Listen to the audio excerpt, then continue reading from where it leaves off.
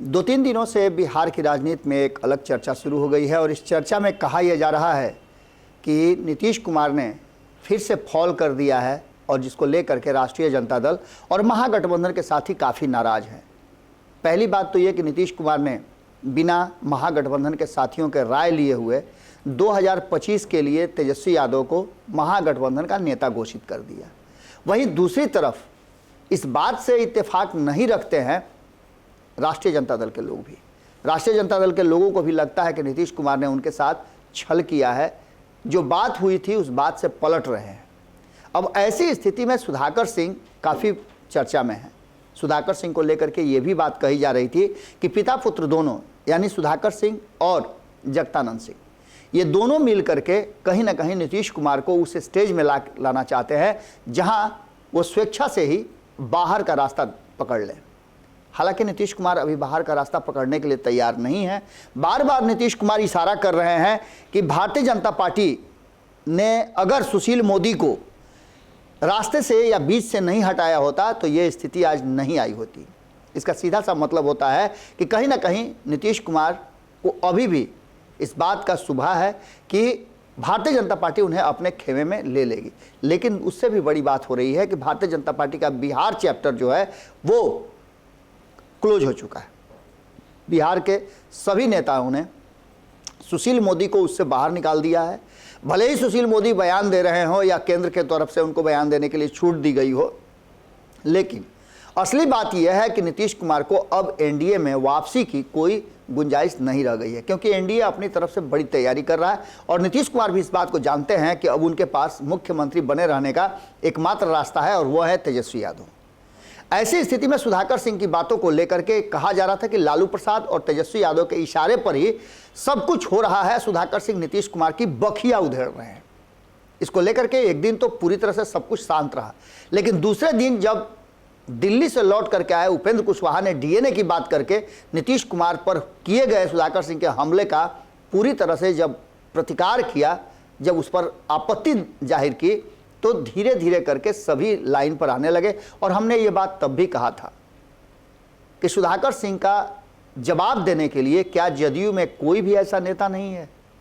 अक्सर देखा यह जाता है कि राजनीतिक दल में हर जाति के प्रवक्ता रखे जाते हैं जो उस जाति के विरोध का जवाब देते हैं या फिर उनके साथ जो भी कुछ बयानबाजी होती है वो उसको अपने हिस्से से करते हैं, उसके लिए तैयारी करते हैं। लेकिन सुधाकर सिंह को लेकर के कोई भी बयान नहीं आया था। सबसे पहला बयान उपेंद्र कुशवाहा ने दिया, उसके बाद से तो झड़ी लग गई। इस पर कई लोगों ने अलग अलग तरह से बयान दिए। हालांकि महागठबंधन के साथियों ने भी सुधाकर सिंह के बयान पर आपत्ति दर्ज की, लेकिन भारतीय जनता पार्टी ने कहा था कि लालू प्रसाद के इशारे पर ही सब कुछ हो रहा है।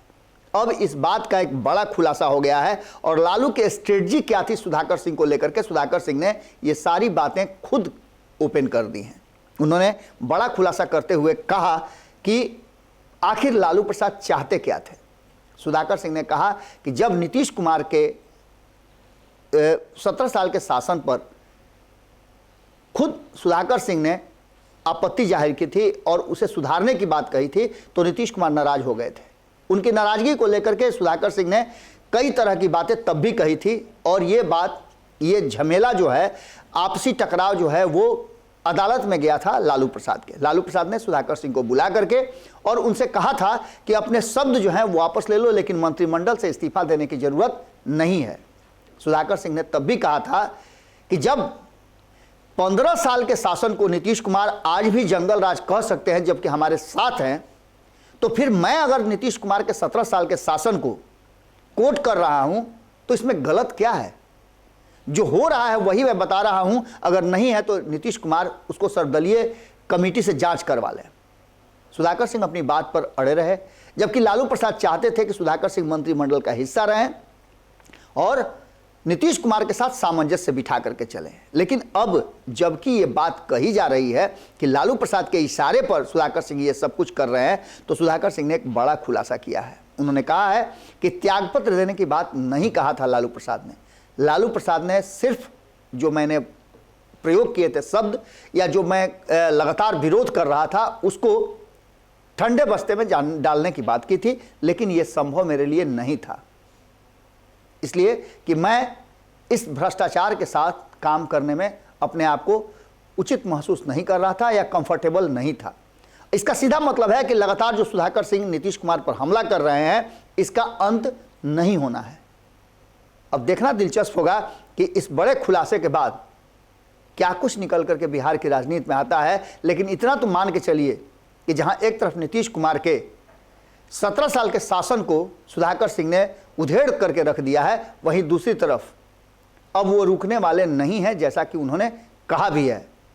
किसान और कृषि को लेकर के वो पूरी तरह से अपना खूंटा गाड़ चुके हैं और इस खूंटा को कोई भी हिला नहीं सकता है, ऐसा उनका कहना है। उन्होंने कहा है कि प्राइवेट बिल लेकर के वो आएंगे और नीतीश कुमार के 2006 में लाए गए काले कानून को बदलवा कर ही दम लेंगे। मंडी कानून लागू करना पड़ेगा। देखना होगा कि अब ये लड़ाई कहाँ जाती है। हालांकि कहा यह जा रहा है कि इस लड़ाई के बाद जदयू और राष्ट्रीय जनता दल में तल्खियां बढ़ गई हैं और भीतर ही भीतर बहुत कुछ पकने लगा है। जुड़े रहिएगा भारत लाइव के साथ। अगली खबर में जल्दी ही मुलाकात करते हैं और एक बड़ी खबर आपके सामने रखने वाले हैं जो बिहार की राजनीति में एक बड़ा ट्विस्ट लाने वाली है। अगर ये वीडियो पसंद आई और वह बिहार के राजनीति और बिहारियत से सरोकार रखेनी तो सब्सक्राइब बटन दबा के चैनल के सब्सक्राइब कर ली। ओजे एगो घंटी बा, ओकरा बटन दबा देला से कुल सटीक और मारक खबर रुआ मुफ्त में मिल जाई। अगर रुआ पत्रकारिता के हमनी के नया प्रयोग में सहयोग कर चाहतानी तो ज्वाइन बटन दबा दी। पेटीएम नंबर नोट कर ली 9386816700। धन्यवाद।